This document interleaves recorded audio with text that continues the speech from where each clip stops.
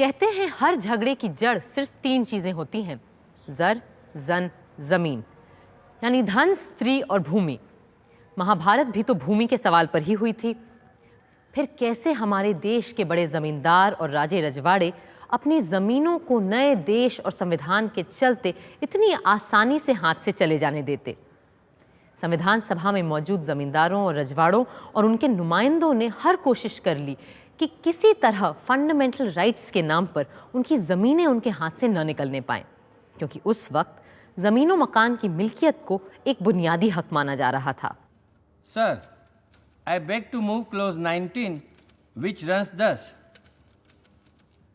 No property, movable or immovable, of any person or corporation, including any interest in any commercial or industrial undertaking, shall be taken or acquired for public use unless the law provides for the payment of compensation for the property taken or acquired and specifies the principles on which and the manner in which the compensation is to be determined. तुरंत अवध के इलाके से आए एक राजा साहब खड़े हो गए। नाम था राजा जगन्नाथ बख्श सिंह। सभापति महोदय, आपके आदेश से मैं एक संशोधन पेश करना चाहूंगा कि खंड 19 में मुआवजे से पहले शब्द उचित जोड़ लिया जाए। Mr. President, sir, when we are acquiring landed property from a zamindar, we need not pay as much as he wants. We need pay only what is reasonably required to enable him to maintain himself and his family for 1 or 2 generations. But if a poor man's property is acquired for a particular purpose, the government must pay him cost of the land and something more even. And once you acquire land, you must see that the tiller of the soil is made the owner of the land. Then alone will we be able to give encouragement to the toiling farmers and make them increase the produce and the national wealth. अध्यक्ष महोदय, यहाँ जमींदारी के उद्गम का प्रश्न भी महत्वपूर्ण हो जाता है। मेरे प्रदेश में कई जमींदारों को जमींदारी 1857 के पहले स्वतंत्रता संग्राम में देश से दगा करने और अंग्रेज़ों की मदद करने के इनाम में मिली थी। और फिर भी ये ज़मींदार लोग ये सोच के बैठे हैं कि मुआवजे का मतलब है इन लोगों को पूरा कंपनसेशन, यानी पूरी कीमत मिलेगी, पूरा बाजार भाव मिलेगा इनकी ज़मीन का। मगर महोदय, ऐसा करना तो किसी भी राज्य के लिए संभव ही नहीं हो सकता, और इस मौजूदा क्लॉज का प्रभाव तो उल्टा पड़ेगा हम पर। इससे तो इन मुट्ठी भर जमींदारों को फायदा होगा और देश के करोड़ों गरीबों और भूमिहीनों के सामाजिक न्याय का सपना टूट जाएगा। सभापति महोदय, मैं आपके सामने इस संशोधन का विरोध करने के लिए खड़ा हुआ हूं। संशोधन में शब्द मुआवजे के साथ शब्द उचित जोड़ने की मांग की गई। अगर न्याय संगत तरीके से, जस्ट तरीके से किसी व्यक्ति के पास संपत्ति आई है तो उसे हमें मुआवजा कीमत के हिसाब से दे देना चाहिए। अगर न्याय संगत तरीके से उसके पास वो संपत्ति नहीं आई है या अगर उसने संपत्ति से काफ़ी लाभ उठा लिया है तो उसका पूरा मुआवजा देना, उसकी पूरी कीमत देना बिल्कुल गलत है। जो ज़मींदार के हक हैं, टाइटल हैं, उनकी भी परीक्षा की जानी चाहिए।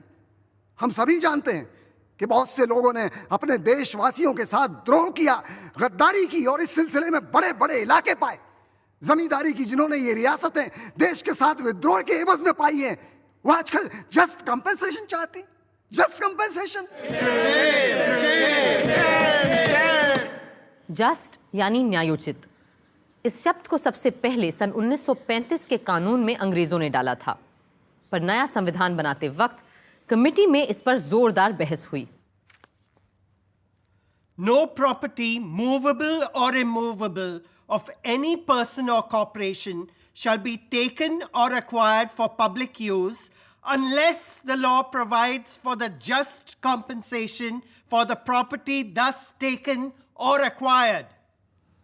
Does it mean that where property is to be acquired for public use, compensation should be paid, or that property should not be acquired except for public use, and then compensation should be given? This has closely followed the Government of India Act of 1935. And if the government makes a tenancy law, is that public use or not? मान लीजिए सरकार Connaught place के सारे मकानों का उनके मालिकों से अधिग्रहण कर लेती है और फिर इन्हें उन्हीं किराएदारों को दे देती है जो वहां बरसों से रहते आए हैं। तो पहला कदम हुआ अधिग्रहण और दूसरा हुआ डिस्ट्रीब्यूशन। तो इस तरह का अधिग्रहण इस अनुच्छेद के अंतर्गत आएगा या नहीं? Most certainly. यदि ऐसा है तो मैं इसके खिलाफ हूं। मैं हर उस अधिग्रहण के पक्ष में हूं जहां पब्लिक यूज का मतलब हो सरकार के काम के लिए प्रॉपर्टी का एक्विजिशन। पर एक मालिक से लेकर दूसरे मालिक को दे देने के लिए किसी की प्रॉपर्टी या घर हथिया लेना, ये मैं इसके खिलाफ हूं। May I tell you, there is a slight change in the language here. The words just compensation have been used instead of the words compensation. The expression just has been borrowed from the Australian and American constitutions. By using the words just compensation, you have made it open to question in a court of law. In that case, we will drop the word just. It's just a matter of adjustment. Half a loaf is better than no loaf. अब बारी थी सदन में बहस की। जमींदारों ने ठान लिया था कि कबहू न छोड़ें खेत और बदलाववादी लगे हुए थे सैकड़ों सालों से जमी हुई इस व्यवस्था को तोड़ने में। Sir, I stand to support the clause. We are framing a constitution for a free India. We are asking the British to quit India, though they came here 200 years ago. And in response to our demand, they are quitting India. The British acquired empires, and the landlords acquired large fortunes, both by means of exploitation.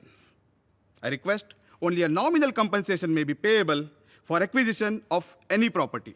मगर जमींदार और राजे रजवाड़े इतनी आसानी से कैसे मान जाते? राय बहादुर श्याम नंदन सहाय ने एक और ही पैंतरा फेंका। Sir, this compensation clause does not cover zamindari alone.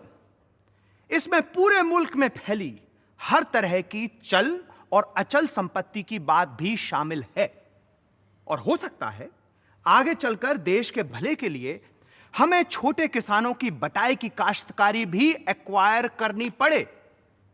तो क्या आप उस दिन उन्हें जस्ट कंपनसेशन नहीं देंगे?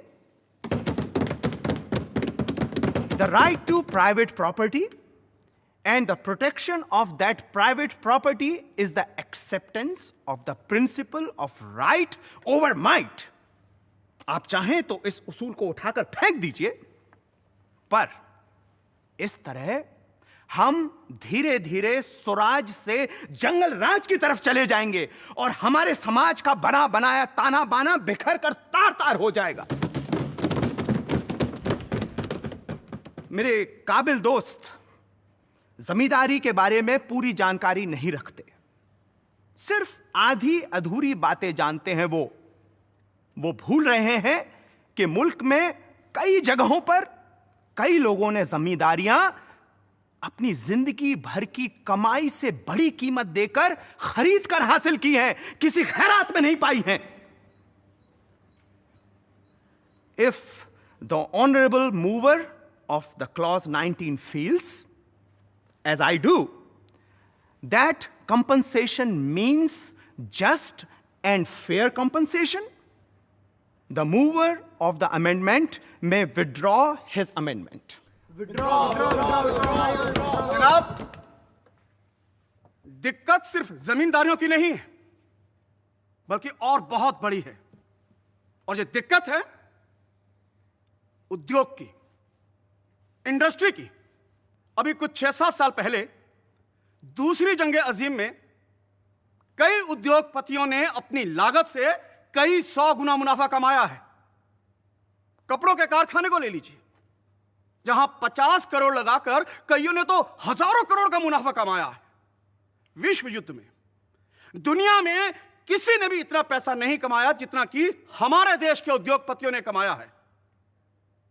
इसलिए मेरा कहना है कि अगर हमने इस क्लॉज को जैसे का तैसा पास कर दिया तो आने वाले वक्त में भूमि सुधार यानी लैंड रिफॉर्म के काम में एक बहुत बड़ी अड़चन पैदा कर जाएंगे।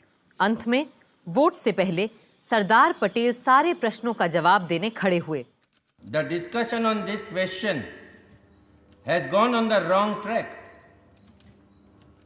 Those who took part in the debate assumed that this clause was intended for the purpose of acquiring zamindaris. Land will be required for many public purposes. Not only land, but so many other things may have to be acquired. And the state will acquire them after paying compensation and not expropriate them. That is the real meaning of this clause.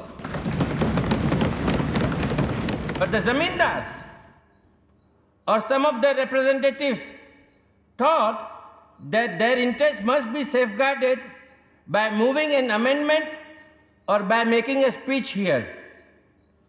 They must recognize the times and move with the times. It is wrong to think that this clause was intended really for them. It is not so. The process of land acquisition is already there, and the legislatures are already taking steps to liquidate the zamindaris. Therefore, we must not or need not go into the question whether zamindars have in the past been patriotic or a nuisance or anything of that kind. It is all irrelevant.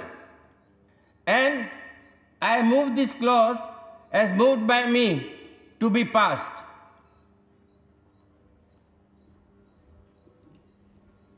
Those in favor of the motion say aye.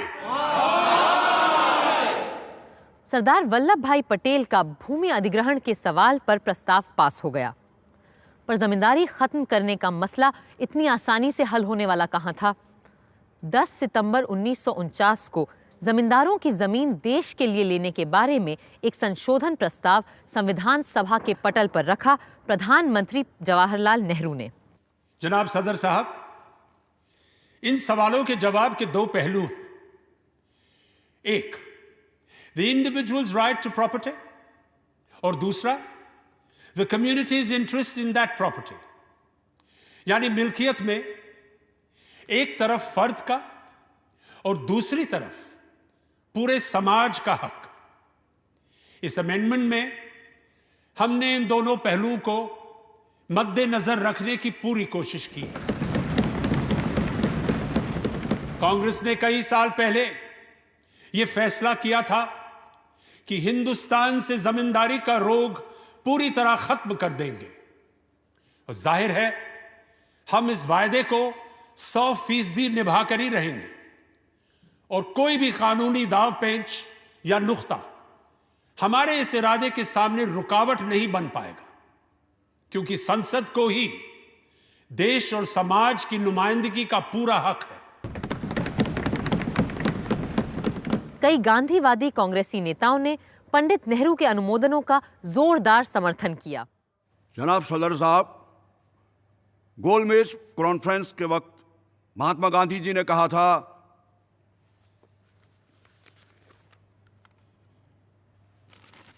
मुझे डर है कि हमें बरसों लग जाएंगे ऐसे कानून बनाने में जिनके सहारे हम मुल्क के दीनहीन गरीबों को उस दलदल से निकाल सकें जिसमें उन्हें सरमाएदारों, जमींदारों, राजे रजवाड़ों और अमीरों ने धकेल दिया है, और फिर बाकायदा वैज्ञानिक रूप से अंग्रेजों ने भी उन पर मिट्टी डाल दी। अगर हमें इन सब दबे कुचले लोगों को ऊपर लाना है तो यह काम करने का राष्ट्र की सरकार को आहत उठाना होगा और कमर कस के यह काम करना होगा। और इस काम को करते वक्त अगर जरदारों, जमींदारों और सरमाएदारों को तकलीफ हुई तो मैं उनसे सहानुभूति भले रखूं, मैं उनकी कोई मदद नहीं कर सकूंगा। लेकिन जिस मुद्दे पर बहस हो रही है, उसका इससे क्या लेना देना है? नहीं जनाब, मेरी बात की रेलिवेंसी इस बात में है कि अगर पंडित नेहरू का संशोधन पास हो गया तो यह काम करना असंभव हो जाएगा। इसलिए मैंने अपने संशोधन प्रस्ताव में लिखा है कि सुप्रीम कोर्ट नहीं, पार्लियामेंट को यह तय करने का अधिकार होना चाहिए कि कब कंपनसेशन देना है और कब नहीं देना है। Sir, Mahatma Gandhi preached and lived his doctrine of aparigraha, that property holders should be mere trustees of that property for the good of the community. If the great ideal of the Ishopanishad, renounce that you may enjoy by renouncing, had this been followed by property holders, then all these conflicts, all these disputes about property would not have arisen. But sir, that unfortunately has not been the lot of humanity. The history of humanity, as has been stated by a great historian, it's strewn with the crimes, follies, and stupidities of mankind. Let us not talk of the follies and stupidities of mankind. Let us confine ourselves to the article under consideration. Kamat साहब तो चुप हो गए, पर socialist नेता professor K.T.. Shah को चुप कराना आसान नहीं था। सर, एक फ्रेंच फिलोसोफर से एक बार किसी ने पूछा कि व्हाट इज प्रॉपर्टी, ये जायदाद किस चीज का नाम है? तो उसने जवाब दिया, जायदाद यानी चोरी का माल। मुझे लगता है कि चोरी तो बड़ा भलमन साहब का शब्द है, क्योंकि अगर आप इसकी जड़ में जाएं तो देखेंगे कि ज्यादातर जायदादें सिर्फ चोरी से नहीं बल्कि जबर से, धोखे से और हिंसा से प्राप्त की गई है, और इन बातों को किसी भी व्यवस्था में सही नहीं ठहराया जा सकता है। अगर आप उन लोगों को मुआवजा देने की बात कर रहे हैं जिन्होंने बड़ी बड़ी जायदादें बनाई हैं, फिर वो चाहे कितनी भी पुरानी क्यों ना हो, तो याद रखिएगा कि इनके पीछे जबर, धोखे और हिंसा का ही हाथ है, और ऐसे लोगों को मुआवजा देना उन उसूलों के बिल्कुल ही खिलाफ होगा जिनको लेकर हम अपना कॉन्स्टिट्यूशन बनाने बैठे हैं। इस डर से कि कहीं जमींदारों की जमीनें बिना पैसे के न ले ले सरकार, कुछ कांग्रेसियों ने कांग्रेस के ही इतिहास की दुहाई दी। Sir, in 1945-46, our leaders issued the Congress election manifesto to the nation, in which, referring to the reform of the land system and acquisition of property, they declared, and I quote, "The reform of the land system, which is urgently needed, involves the removal of intermediaries between the peasant and the state. The right of such intermediaries should therefore be acquired on payment of equitable compensation." Sir, are we to fall into the trap of the socialists and take shelter under the law and pay no compensation in the name of the law? Or are we to stand by the Congress Parliamentary Manifesto that equitable compensation should be paid? That is why I want the exact words of the manifesto to be introduced in the amendment of Pandit Jawaharlal Nehru. Sir, our honored Prime Minister has in effect said that property belongs to the public, to the people. He said that property belongs to the people, and the people want it, and therefore they must take it. Compensation or adequacy of compensation does not enter into the picture. Sir, I believe the communists, the socialists, and the supporters of this article would kill and eliminate the middle classes and the upper middle classes altogether. Whilst the communists would kill them by use of force and violence, the socialists would kill them, as apparently Professor K.T. Shah would do, by arguments, by speeches, and by theories. The sponsors of the present article would kill them by use of law. But I think you're a zamindar. Mr. Das says that I am a zamindar. ये आपका status बढ़ा रहे हैं आपको जमींदार कह के। Well, Mr. Das thinks of many things that are not real. I was a very petty zamindar, but I sold away my interests 5 or 6 years ago, for I saw what was coming. Today, I am independent, free, and dispassionate, a man having absolutely no interest in that question. I am safe and happy. But those poor zamindars who believe in the stability of the law of the land are today sadder, though wiser. Sir, in India, when we nationalized the Reserve Bank, the full market price was given, though at a time of depression. The question is, does zamindari property differ from other properties so as to receive this step-motherly treatment? There's nothing like a zamindar during the period of the Hindu kings. During the Muslim period, they were unconsciously created as a matter of administrative necessity. We all know the history. All I want is to limit the payment of minimum compensation to 12 times. Sir, in UP they desire to pay 8 times. I want to make it 12 times. UP की विधानसभा में जमींदारों को उनकी सालाना मालगुजारी का 8 गुना देकर उनकी जमीनों का अधिग्रहण करने का प्रस्ताव रखा गया था। इस राशि को और बढ़वाना चाह रहे थे श्री नजीरुद्दीन अहमद, पर कुछ का कहना था कि हम जरूरत से ज्यादा दे रहे हैं जमींदारों को। सो बहस जारी रही।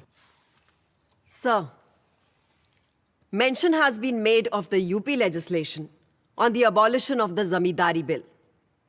The UP Assembly stands committed to the principle of abolition of capitalism. As you see, the UP abolition of Zamindari Bill not only gives the Zamindar compensation, but also gives a rehabilitation grant. So it proves that it is not in a vindictive spirit that the house in the future may or will function, or the new order that is to be created will be pursued in any arbitrary way. Thank you. Sir, there is no question of expropriation of property. The question of nationalization or socialization really does not arise today. These are issues that have been raised to confuse the matter. Shrimati Renuka राय का तर्क था कि इस clause का जायदाद के राष्ट्रीयकरण या समाजवाद से कोई लेना देना नहीं है।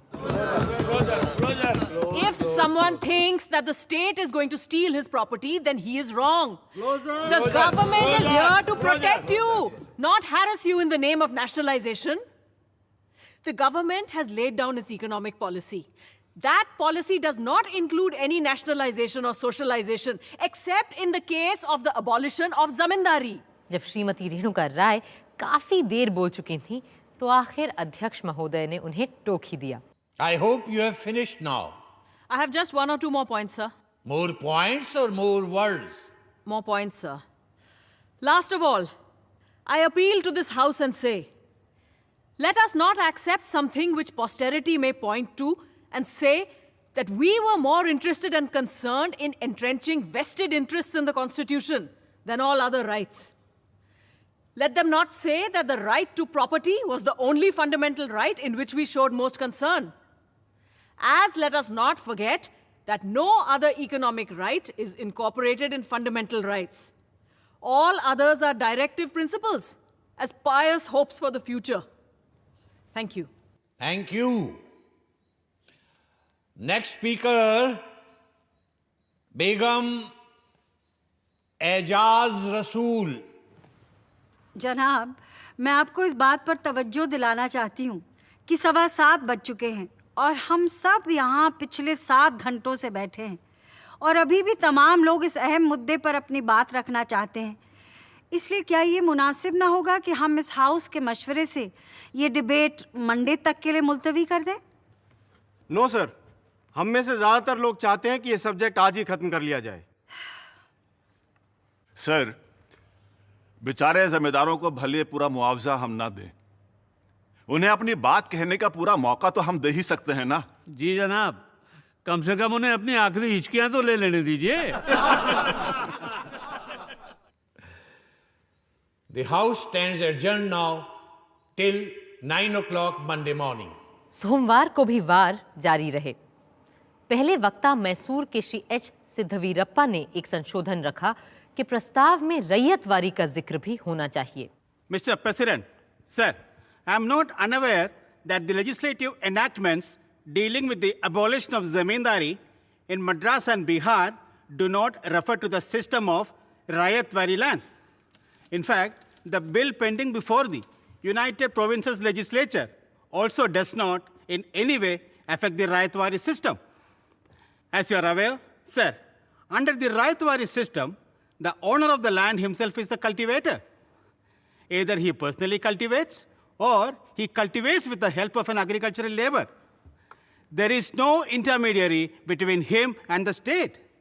There is no man who gets an unearned income as under the zamindari system. As a matter of fact, a different set of land reform is required in the case of rayatwari holdings. I am moving this amendment as a matter of caution and prudence. Darbhanga के राजा कामेश्वर सिंह का नजरिया जाहिर है पंडित नेहरू से बिल्कुल उल्टा था।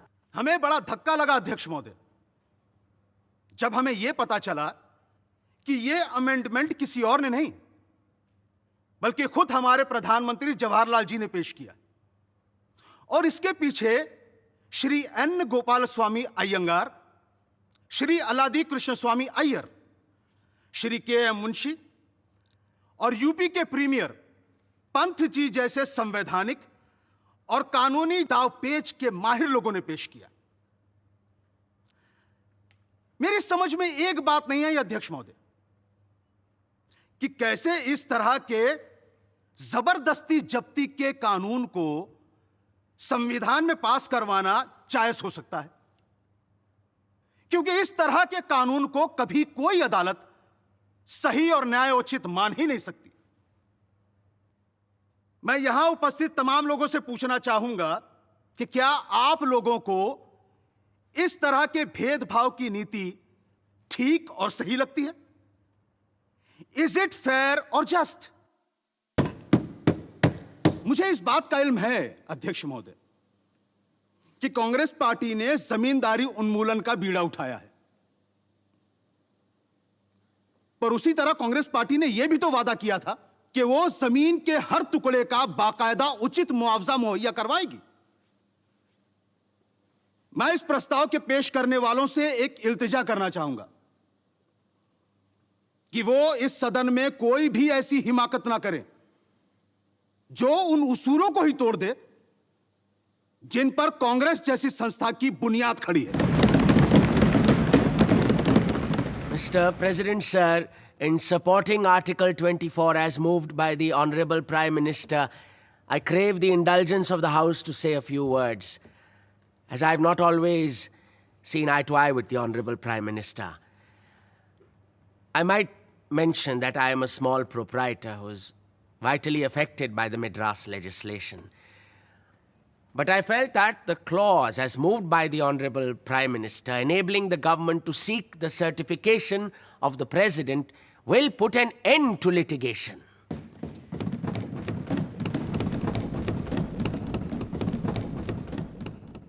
Though a lawyer by profession, I may claim I have never approached law in a legalistic spirit. Law, according to me, if it is to fulfill its larger purpose, must serve as an instrument of social progress. It must reflect the progressive and social tendencies of the age.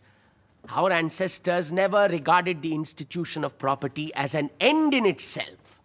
Property exists for dharma. Dharma and the duty which the individual owes to the society form the whole basis of our social framework. The sole end of property is yagna and to serve a social purpose, an idea which forms the essential note of Mahatma Gandhi's life and teachings.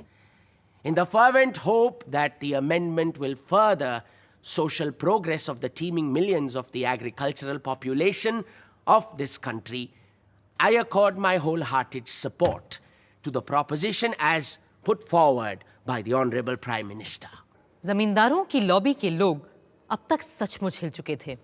आदरणीय अध्यक्ष जी, मुझे आज सुबह यहां खड़े होते वक्त डर लग रहा है कि पता नहीं मेरे ख्यालात को यहां किस नजर से देखा जाएगा।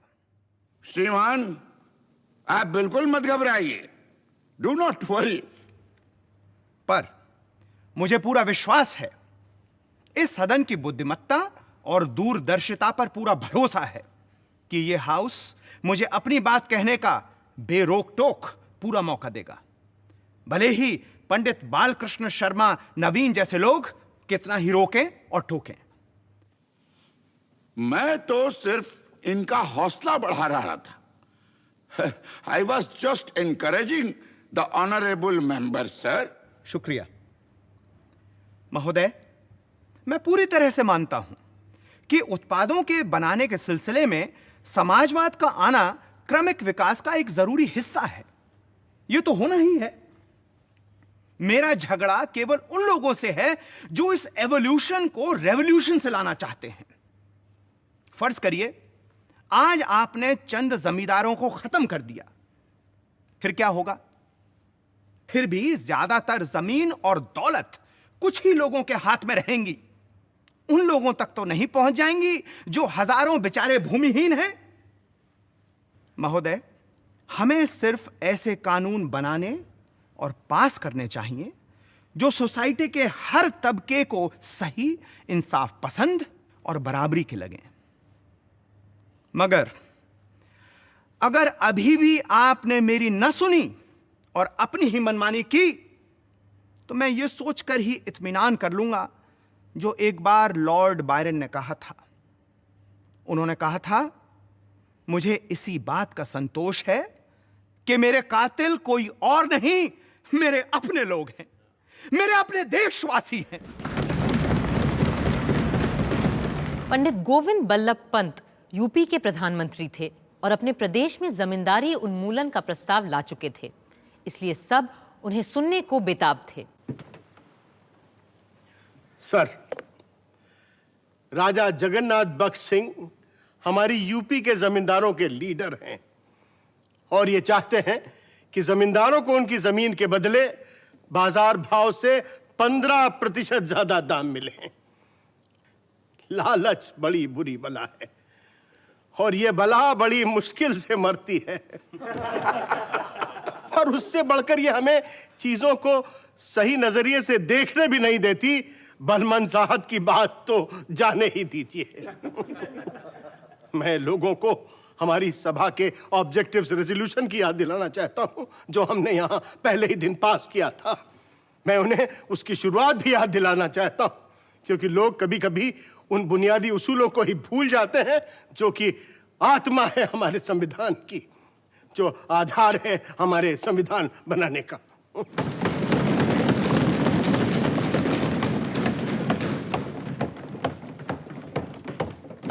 मैं साफ कर देना चाहता हूं कि हमारे संविधान में जमींदारी उन्मूलन और भूमि सुधार लाए ही इसलिए जा रहे हैं कि हम संघ के सामाजिक उद्देश्यों को पूरा कर सकें।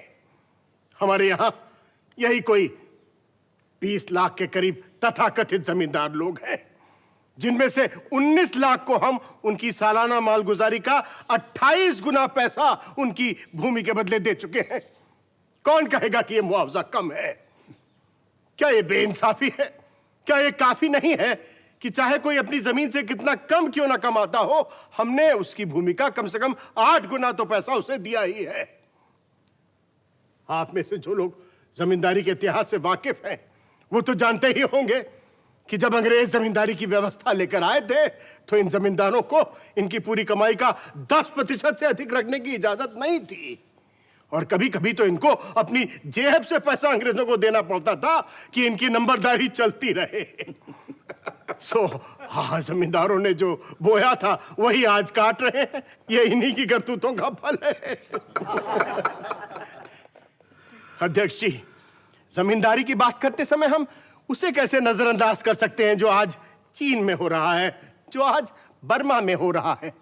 सो मेरी पूरे हाउस से अपील है कि ये आर्टिकल पास करते वक्त हम पूरे माहौल को ध्यान में रखें और अपनी नजर उन उद्देश्यों से ना हटने दें जिनको लेकर हम यहाँ अपना संविधान बनाने बैठे हैं।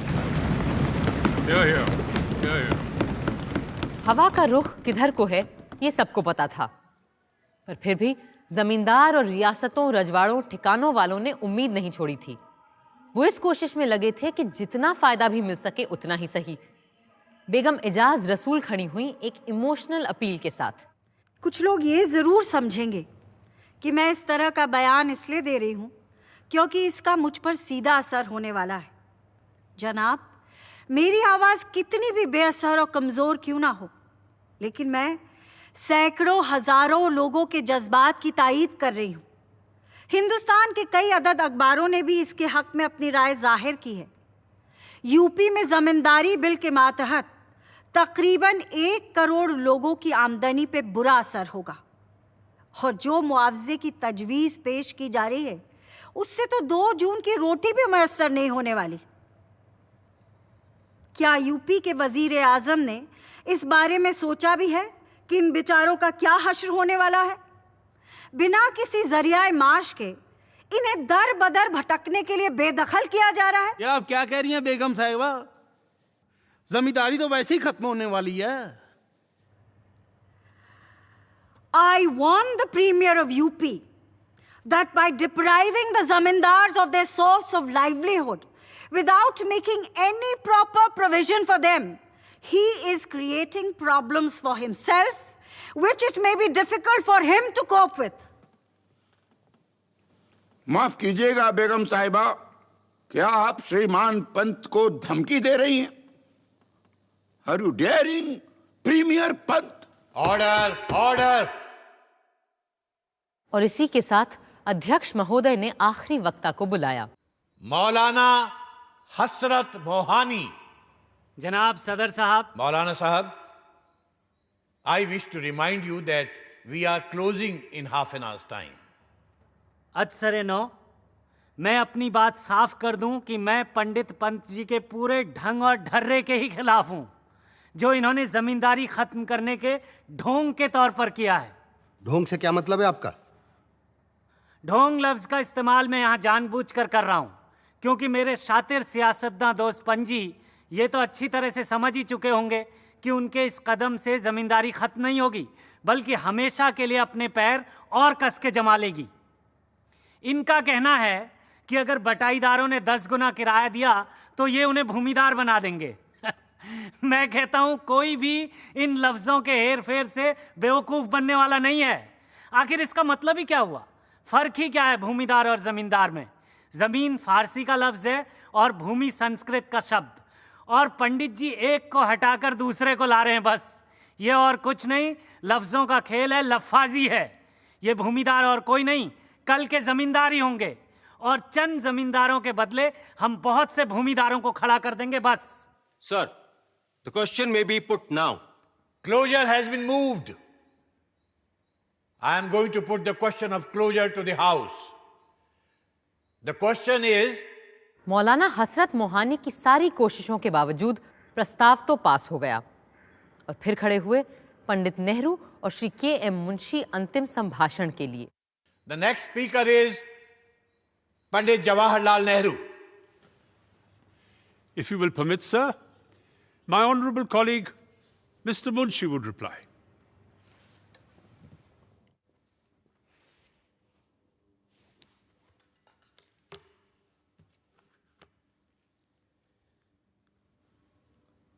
अध्यक्ष महोदय, सर, प्रधानमंत्री पंडित नेहरू के शानदार बयान, साथ में मेरे मित्र श्री अल्लादी कृष्ण स्वामी अय्यर और यूपी के प्रीमियर पंडित पंत जी के ओजस्वी भाषणों के बाद मेरे कहने को कुछ खास बचता नहीं है।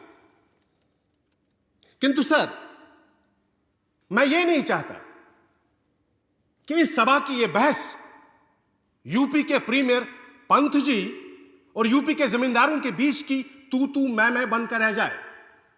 जैसा कि एक समय लगने लगा था। आपको आज पूरे देश को एक संपूर्णता के साथ देखना होगा। ना तो मैं इस बहसा बहसी की तरफ ध्यान देना चाहता हूं, ना मुझे जमींदारी की उत्पत्ति के बारे में कुछ सुनना है। मैं केवल इस तरफ ध्यान देना चाहता हूं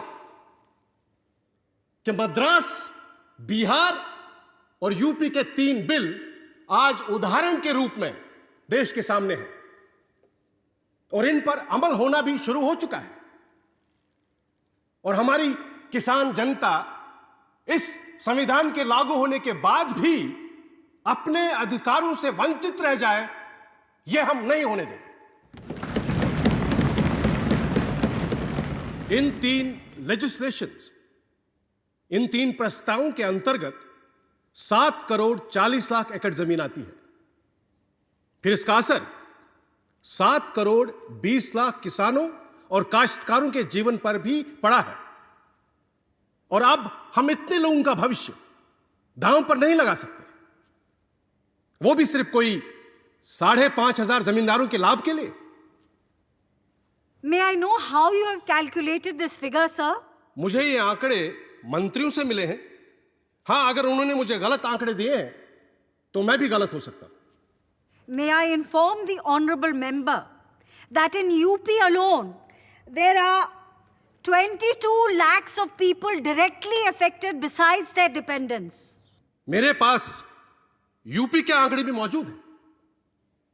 वहां सिर्फ 10,000 के करीब जमींदार ऐसे हैं जिन्हें उनकी सालाना आमदनी के 13 गुना से थोड़ा कम पैसा प्राप्त हुआ है। ये आंकड़े मुझे पंडित पंत जी से मिले हैं और कोई कारण नहीं है कि इन पर अविश्वास किया जाए। पर थोड़ी देर के लिए मान लीजिए कि ऐसे जमींदारों की संख्या 10,000 नहीं 30,000 है, तो भी क्या इसका मुकाबला आप 7 करोड़ 20 लाख किसानों की जिंदगी से कर सकते हैं? क्या आप चाहेंगे कि इस देश में गदर बच जाए, किसान क्रांति को उड़ जाए, वो भी सिर्फ इसलिए कि कुछ हजार लोग अपनी आयात करते रह सके, जैसा कि वो सदियों से करते आ रहे हैं? What about the individual loss?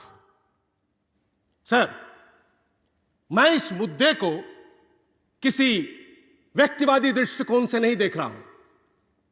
मेरे ऐसे बहुतेरे मित्र हैं जो कल तक 5,000 रुपया महीना की आमदनी कमा रहे थे और आज उन्हें सिर्फ 500 से काम चलाना पड़ रहा है। किंतु फिर भी हम इस जमींदारी उन्मूलन के संवैधानिक प्रस्ताव को किसी व्यक्तिवादी या व्यक्तिगत नजरिए से नहीं देख सकते। आज जो हमने यहां किया है वो एक राष्ट्रीय और सामाजिक क्रांति है और अब हम पीछे की ओर नहीं पलट सकते। But how is the state? मैं चाहता हूं कि आप मेरे बोलते समय टोका टाकी ना करें और मैं आपको यह भी साफ बता देना चाहता हूं कि हम जो प्रस्तावित कर रहे हैं वो सारे पक्षों के लिए एक बेहतरीन और सबसे न्याय संगत समझौते का रास्ता है, जिस पर तमाम बहस और विचार के बाद हम पहुंच चुके हैं। और यह सदन जितनी जल्दी इसे स्वीकार कर लेगा उतना ही शुभ और सुंदर होगा। जमीन का मसला इतना लोगों के दिलों से जुड़ा हुआ था कि संविधान सभा के संसद में तब्दील होने के कुछ महीनों बाद ही नए गणराज्य की संसद को जमीन के सवाल पर ही पहला अमेंडमेंट लाना पड़ा। 16 मई 1951 को पंडित जवाहरलाल नेहरू ने यह प्रस्ताव सामने रखा। Now I shall proceed with the other article, the important one, namely Article 31. This article deals with the abolition of the zamindari system, with land laws and agrarian reform. I am not a zamindar, nor am I a tenant. I am an outsider. But the whole length of my public life has been intimately connected with agrarian agitation. And if there is one thing to which we as a party have been committed in the past generation, it is agrarian reforms and the abolition of the zamindari system. With compensation, sir? With adequate and proper compensation. Not too much. Adequate is quite enough, sir. Thank you. We do not allow anyone to suffer, but inevitably in big social changes, unfortunately, some people have to suffer. Somehow we have found that this magnificent constitution that we have framed was kidnapped and purloined by the lawyers. It is a paradise for them. I do not grudge anyone entering paradise. What I do object to is the shutting of the door and preventing others from coming in. The other day, I was reading an article about India by an eminent American. The author finished off by saying that India has very difficult problems to face. But the most acute can be put in 5 words: land, water, babies, cows, and capital. No lawyers there.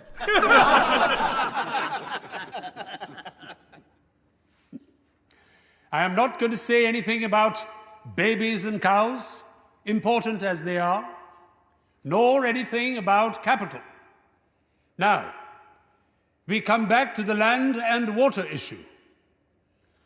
Water is connected with the land that we want to improve, and we have big river valley schemes, wells, and all that. Finally, we come back to the land, which is the most important of all. And if we do not make proper arrangements for the land, all our other schemes, whether they are about growing more food or anything else, may fail. Therefore, something in the shape of this amendment that I have suggested becomes necessary. प्रधानमंत्री पंडित जवाहरलाल नेहरू के प्रस्ताव का विरोध करने खड़े हुए doctor Shyama Prasad Mukherjee, जो कुछ ही महीनों में जनसंघ की नींव रखने वाले थे। What is the change that is being proposed? The Prime Minister talked very feelingly about his great desire to introduce land reforms. As he rightly pointed out, the declaration was that zamindari would be abolished, for which fair compensation would be paid. In any case, the Congress stood for the abolition of zamindari on payment of fair compensation. Equitable compensation, sir. Equitable compensation. What has happened since then? That there has been delay is not the fault of the Constitution. There is only one party ruling India today. All the governments are under control of a centrally organized party. Why has not the center sat down and given some sort of formula saying, this is the formula that every state should adopt in effecting land reforms, with minor changes as local conditions may necessitate? Therefore, I would very earnestly suggest that a situation has not yet come when any change in Article 31 is called for. If you tried it and failed, then I would understand your anxiety to change the Constitution. But merely in haste, you come and say, I cannot achieve something quickly. I cannot wait for the fulfillment of the provisions of the Constitution. Let us get hold of all legislative enactments and deem them as legally passed. Would you please let me know whether the will of Parliament is supreme or not? Since the will of Parliament is supreme, I am appealing to the sober will of Parliament not to do something that is dangerous. Some of us would doubt whether the honorable member really means what he says. The Honorable Prime Minister apparently thinks he is standing before a mirror and thinks everybody is like himself. Doctor Shyama Prasad Mukherjee का पंडित नेहरू से मतांतर राजनैतिक और सैद्धांतिक था, पर बहुत से जमींदारों के लिए तो ये जीने मरने का प्रश्न था। दरभंगा के राजा कामेश्वर सिंह भी उन्हीं में से एक थे और किसी भी तरह के लैंड रिफॉर्म के सख्त खिलाफ थे। बल्कि उस दिन तो वो उस संसद के भी खिलाफ हो गए जिसके वो खुद सदस्य थे। This parliament again is a provisional one, and it cannot be said to be reflecting the will of the people. It is highly improper to make fundamental changes in the constitution without making any reference to public opinion. The Prime Minister, I am constrained to say, is creating a very bad precedent by sowing the seed of executive despotism and playing with the supremacy of the constitution for party advantage. वामपंथी किसान नेता Shri MP Mishra ने कामेश्वर सिंह जैसे जमींदार को मुंह तोड़ जवाब दिया। श्रीमान जी, पंडित जवाहरलाल नेहरू प्रधानमंत्री हैं। यदि देश की इच्छा, आकांक्षा और विचारों का प्रतिनिधित्व कोई कर सकता है तो वो यही व्यक्ति है। कई हाई कोर्ट्स ने जमींदारी एबोलिशन एक्ट को गैर कानूनी घोषित किया है। बिहार प्रांत में तो जमींदारी को ही कानूनी तौर पर गैर कानूनी घोषित कर दिया गया है। मुझे हैरानी होती है कि अब भी कुछ लोग चाहते हैं कि आज इस प्रश्न पर जनमत कराया जाए कि जमींदारी रहनी चाहिए या नहीं रहनी चाहिए, कंपनसेशन देना चाहिए या नहीं देना चाहिए। उन्हें शायद याद नहीं कि क्यों तेलंगाना के 12 किसानों के प्राणदंड की सजा को माननीय राष्ट्रपति महोदय ने आजन्म कारावास में बदल दिया था। उस प्रदेश के किसान जमींदारों के आतंक से त्रस्त हो गए थे, उनके जुल्मों से पागल हो गए थे, जिसलिए आज श्री विनोबा भावे उनको शांत करने के लिए वहां घूम रहे हैं। और ये सिर्फ इसलिए हुआ कि वहां के जमींदारों ने किसानों की हड्डियों तक को चूस लिया था। और अब भी आप चाहते हैं कि जनमत संग्रह कराया जाए।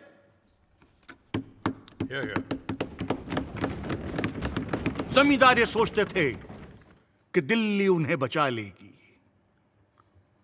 दिल्ली तो क्या, दुनिया की तमाम राजधानियां आपको नहीं बचा सकती, दुनिया के तमाम शासक आपको नहीं बचा सकते, क्योंकि आधी दुनिया लाल रंग में रंग चुकी है और बाकी की बची दुनिया में भी यही हवा तेजी के साथ फैल रही है।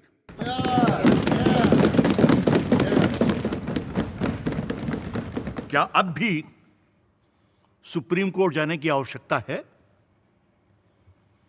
सीरियस सी बात है।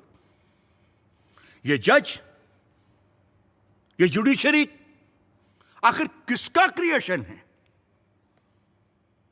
अमेरिका के प्रेसिडेंट रूजवेल्ट ने, आप लोगों ने तो पढ़ा होगा,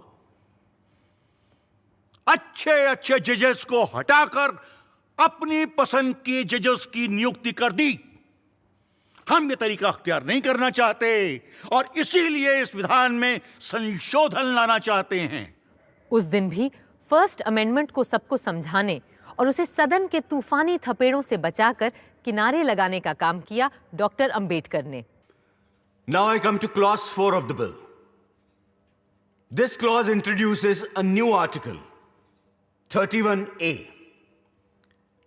What this article does is to permit a state to acquire what are called estates. Secondly, it says that when legislation is undertaken to acquire estates, nothing in the fundamental rights shall affect such a legislation. I am emphasizing the word estate. The new article does not apply the acquisition of land. It applies to the acquisition of estates in land, which is a very different thing. I would have very much liked if the state had acquired all these properties and kept the land to create collective farming and cooperative farming. We have a large number of landless laborers in this country. But when you make these laws, making the tiller of the soil the owner of it, what provision can you make for the welfare of these landless laborers? If you want the betterment of agriculture, I'm convinced the intermediaries must be liquidated. The original article exempted compensation for the acquisition of zamindari rights. We are now dealing with exemption of discrimination. I do not see why Article 31 should now continue to operate when there is a law for the purpose of acquiring these estates. वक्त के साथ जमीन जायदाद की मिल्कियत को बुनियादी हकों से खारिज कर दिया गया। इसके बाद भी भूमि और संपत्ति के कानूनों में कई बदलाव हुए हैं और हो रहे हैं और शायद फिर होंगे। जैसे 2013 में भूमि अधिग्रहण के लिए 80% गांव वालों की इजाज़त लेना लाजमी कर दिया गया है। इस दास्तान ज़मीन और जायदाद का अंत कब और कहां होगा, इसके बारे में तो यही कहा जा सकता है कि आगे आगे देखिए होता है क्या।